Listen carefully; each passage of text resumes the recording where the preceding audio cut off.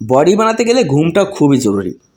তো বন্ধুরা, এই ভিডিওতে আমরা সম্পূর্ণ ক্লিয়ার করব কেন আমাদের বডি বিল্ডারদের জন্য এবং যারা এক্সারসাইজ করে তাদের জন্য ঘুমটা কেন খুবই গুরুত্বপূর্ণ।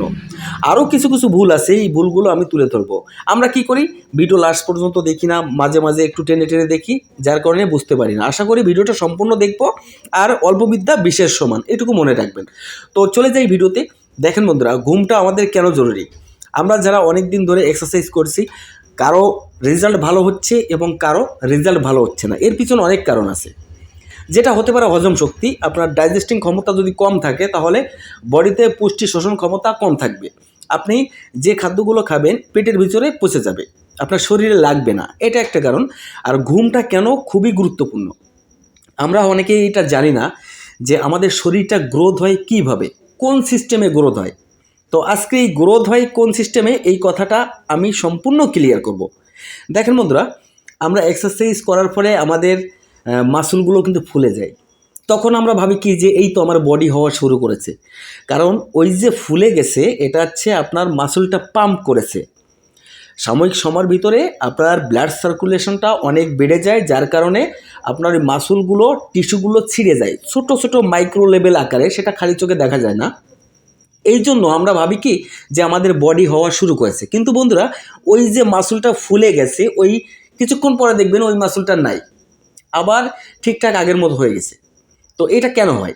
দেখেন, আমাদের মাসলগুলো আমরা যখন রেস্ট নেই, প্রপারভাবে রেস্ট নিব, দিনের বেলা না, দিনের বেলায় কিন্তু আমাদের শরীরটা কম গ্রোথ হয়, কারণ আমরা পরিশ্রম করে জার্নি করি, যার কারণে আমাদের শরীরটা গ্রোথ হতে পারে না। আমাদের শরীরটা গ্রোথ হয় কিন্তু রাতের বেলায়, যখন আমরা ঘুমাই।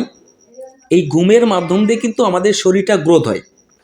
তো গ্রোথ হওয়ার পিছনে আরেকটা হরমোন আছে, যেমন আমাদের শরীরে কিন্তু একটা টেস্টোস্টেরন হরমোন আছে, যে হরমোনটা আমাদের শরীরটাকে বিল্ড আপ করে, গ্রোথ হরমোন যেটা।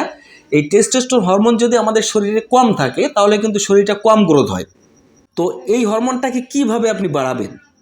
তো বন্ধুরা, এই হরমোনটাকে বাড়াতে গেলে আপনাকে একটু ওভারলোড নিতে হবে। মানে এমন কোনো ওভারলোড না যেটা আপনার ইনজুরি হয়, মানে আপনি যেটুকু পারেন তার থেকে একটু বেশি চেষ্টা করবেন, বেশি ওভারলোড দেওয়ার চেষ্টা করবেন। প্রতিদিন আপনি একটু একটু করে ওয়েট বাড়াবেন, তাহলে দেখবেন যে আপনার ব্রেন থেকে একটা সিগন্যাল আসবে হার্টের কাছে। আপনি যে কোনো পার্টিকুলার অঙ্গ আগের থেকে যদি একটু বেশি পরিশ্রম করে, তখন ব্রেন থেকে সিগন্যাল দেয় যে হার্টকে, যে ওই মাসুলটা আগের তুলনায় বেশি পরিশ্রম করছে, তাহলে ওখানে একটু মাসুল বাড়িয়ে দাও। এটা হচ্ছে ওভারলোডের কাজ। কারণ যখন আপনি ওভারলোড নেবেন, আজকে 1 কেজি দিয়ে ব্যায়াম করছেন, কালকে যখন আপনি 2 কেজি দিয়ে ব্যায়াম করবেন, তখন আপনার ব্রেনে একটা সিগন্যাল যাবে, কি এই তো আমার তো ওয়েটটা বেশি মনে হচ্ছে। এই সিগন্যালটা যখন আপনার আসবে তখন কিন্তু আপনার মাসল গ্রোথ হবে। তো বন্ধুরা দেখেন, আমাদের টেস্টোস্টেরন হরমোন যখন আমাদের রাতের বেলায় কিন্তু রিলিজ হয় প্রচুর পরিমাণ, ঘুমের মাধ্যমে আমাদের টেস্টোস্টেরন হরমোন যেটা, এটা শরীরের ভিতরে ঘোরাফেরা করে। এই কারণে কিন্তু আমাদের ওই কার্যকরী ক্ষমতাটাকে বাড়িয়ে দেয়।